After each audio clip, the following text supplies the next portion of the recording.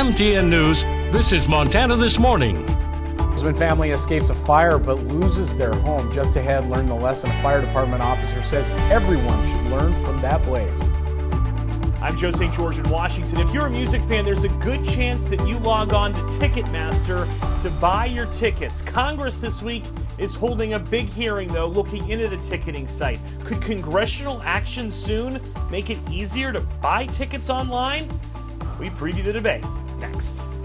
Well, it's not hard to buy tickets online. Oh yeah? You just spend a whole lot bunch of money on it. Yeah, doesn't make it any easier. It just makes it maybe a little cheaper. Hey, you know what's free? What? The Chet and Matt Show this morning. The Chet and Matt Show is free. Yeah, that's it. You just no flip charge on for the, that. Yeah, that's right. The weather this morning, this advice is free as well. Grab the coat. It's going to be a cold one as you're stepping outside, not warming up dramatically. Teens in Butte, and the wind chill has been down into the single digits for much of the morning.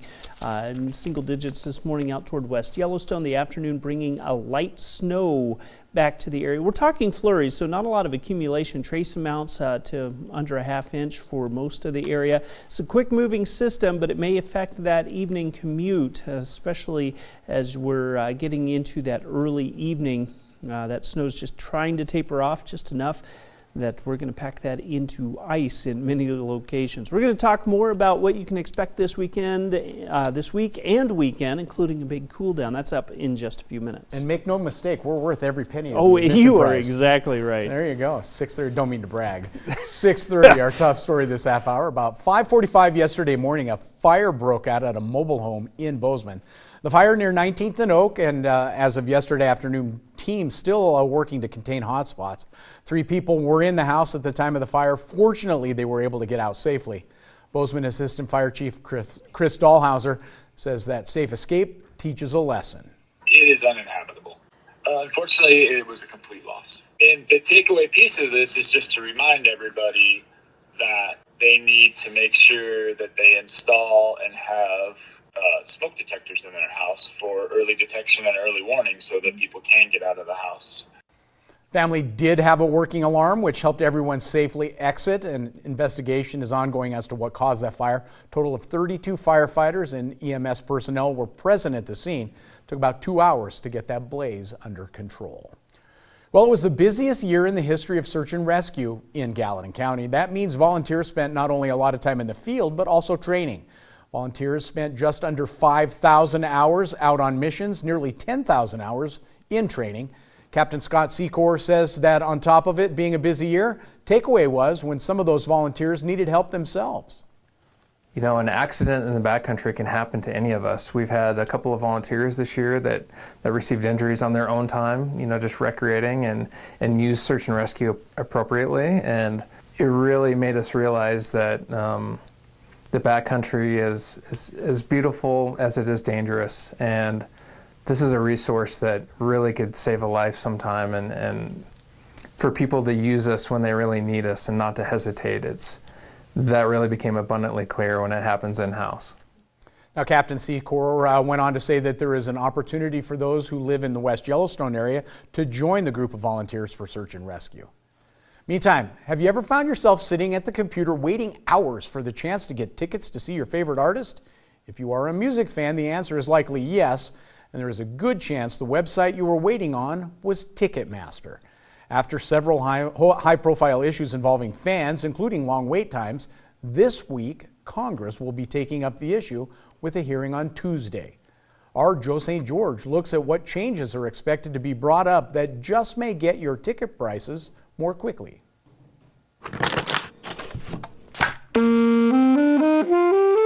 Music. If you love it, you'll love it. Whether it's just the saxophone or an entire band, music is great everywhere, but it's especially great to listen to live. And while you can buy some paper tickets still in person at a local box office like to the symphony, the reality nowadays is that most ticket buying is happening online, with Ticketmaster being perhaps your most frequent destination. And that's where Congress says there may be a problem. Tuesday, a congressional hearing will dive into whether Ticketmaster has too much influence, and it's a direct result of recent issues involving Taylor Swift's upcoming tour, where many fans experienced significant service failures and delays. They have a lot of power. They are estimated to have about 70% market share. To better understand the issue, we scheduled a Zoom with Serona Elton and Carolyn Stone. Both study and teach about the music industry. They say fans should know Tuesday's hearing isn't about upset Swifties.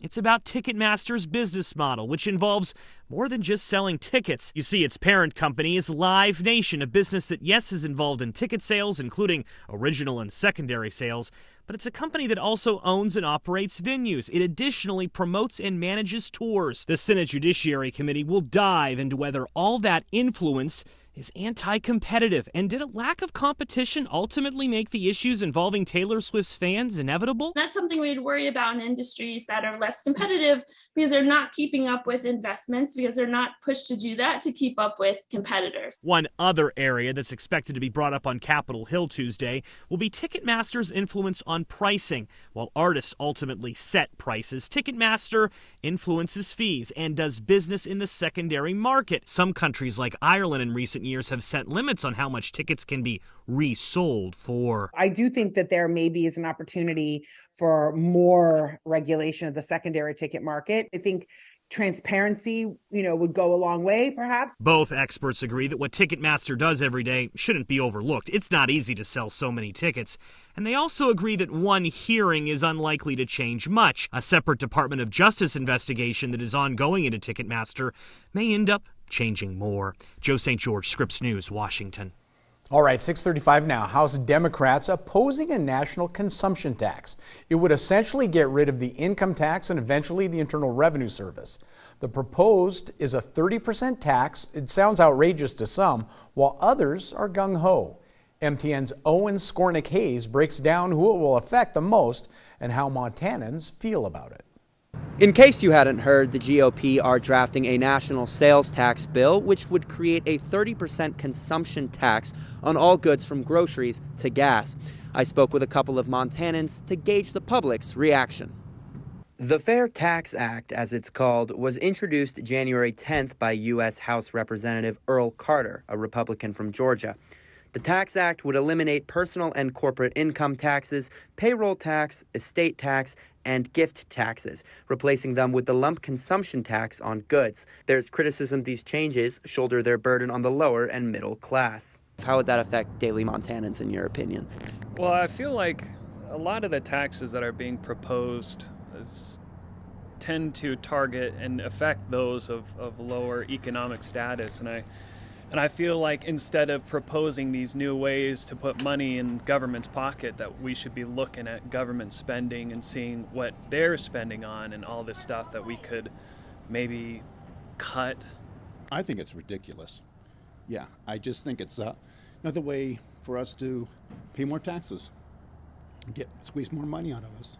For working families with multiple children who already have to spend more of their income on everyday goods, a consumption tax may create more financial stress. The kind of sad thing is because people are already struggling and suddenly, it's going to cost me that much more money just to get a gallon of milk to feed my kids. They're already struggling as is, and suddenly there's 30% more added on top of it. As for a possible introduction to a sales tax in Montana, one of just 5 states without one, there didn't seem to be a rush to have one imposed. I don't think we should have a sales tax. I think we're taxed enough. If you go to Whitefish or any of the resort places, they already have a tourist tax. And it seems to me that if you go to a hotel in one of those resorts, if you show your Montana driver's license, you should be exempt from that. It should be for only people that come, from out of state. So no, I'm not for this at all. From Great Falls, Owen Skornick-Hayes, MTN News. News from the state capitol this morning. Montana's youngest lawmaker stepping down from her seat in the legislature, saying the pressures of school and party politics became too much. MTN's Jackie Coffin spoke with 21-year-old Mallory Stromswold as she decides to take a different direction after experiencing firsthand the realities of lawmaking. Fresh out of high school, Mallory Stromswold celebrated her new adulthood with 2 life goals: becoming a full-time student studying political science and running for public office. I want to help people without necessarily being a nurse or being a counselor. And so for me, that might look like policy advocacy work, most likely. Running and winning her election to House District 50, Stromswald headed to Helena for the 2021 legislative session. Politics is politics and policy is policy. I quickly learned the difference. There, she sat on the House Judiciary and House Human Services committees and carried a few bills that reflected her belief in privacy rights. But it was a handful of other bills that started driving a divide between Stromswald and her party, namely 2 bills carrying controversial restrictions to transgender rights. When those bills came across my desk and I saw them, I was immediately like, no, I don't agree with this. It's not part of my principles. I don't know how my district would feel about this. I guess we'll see, but I am a hard no on these. And I thought, and I didn't see a problem with that. I didn't think there would be any problem with that. And then I learned that there was, in fact, an issue with that. And Stromswald said it was these votes that left her feeling isolated and ostracized. Because, it came from more places than just within the building. I was actually sent a Rhino of the Year award, and, they were offering money for people to primary me. And then it goes deeper into the face-to-face. Planning to take a full course load at MSU, Stromswald decided not to run again after the first session, but a filing error kept her on the ballot. She decided to stick with it and won her re-election against Democrat James Rivas by 103 votes. Returning to Helena this January, Stromswald said the new session was more of the same. I guess I've never really mentioned that in the moment, some of it was hard, some of the interactions I had. I left admittedly crying, or I left feeling very upset, but most of them, I would see the story and it'd just be another story. And I didn't think it affected me. But I think it down the line has slowly started to have a huge effect. After 2 weeks into the session, Stromswald resigned from her position as a legislator. Now she's focusing on school and her college experience, but hasn't ruled out running for office in the future and hopes to find a bridge across a growing political divide. What that looks like is just acceptance and welcoming and broadening our tent.